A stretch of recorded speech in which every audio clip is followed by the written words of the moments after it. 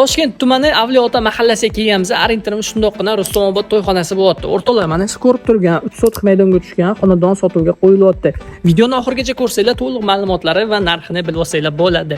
Kir-urish darvozaxonasi, kirganda bemalol bu yerga mashinalarni joylashtirsanglar bo'ladi. Zelyoniy zonasi, oshxona, uning yonida bo'lsa ellikni kuxnaga ham joy qoldirib ketilgan va tashqi hovli uchun sanuzil uyimizni fasadiga o'zingizlar bitta baho berib qo'yasizlar.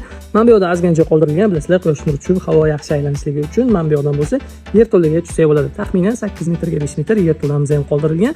Hozir men sizlarga ichkarilarni ko'rsatib beraman. Oxirigacha ko'rsanglar, to'liq ma'lumotlarni olsanglar bo'ladi. Uyga kirganda bizani mana shunaqangi kattagina hovlimizni kutib oladi. O'rtoqlar, o'zingizlar ko'rib baho berib qo'yasizlar. Bu yoqqa xohlasanglar yumshoq mebellarni joylashtirib qo'yishga bo'ladi. Eshikdan kirganingizda, demak, o'ng tomonda birinchi bo'lib sizlarni mehmonxona kutib oladi. Ko'ryapsizlar o'rtoqlar, mana shunaqangi chiroyli qilib ishlab qo'yilgan. Demak, bu yoqda bitta xonamiz bor. To'g'rida bo'lsa, yana bitta xona bu yog'i bolalar xonasi sifatida ham foydalansanglar bo'ladi. Uning yonida bo'lsa bitta yotoqxona. O'rtoqlar, o'zingizlar ko'rib baho berib qo'yasizlar. Xo'p, bu yoqda bitta kladovkamiz bor. Uning yonida bo'lsa sanuzilimiz joylashgan. Hozir sizlar bilan yuqori qavatlarni ko'rib chiqamiz. Ikkinchi qavatdamiz. Sizlarni shunaqa ko'tarilganingizda sizlarni mana shunaqangi kattagina keng hol kutib oladi. O'rtoqlar, ko'ryapsizlar, xuddi birinchi qavatdagidek. Bu yoqda bo'lsa bitta родительский spalnyamiz tushyapti. Uning yonida bitta xonamiz bor.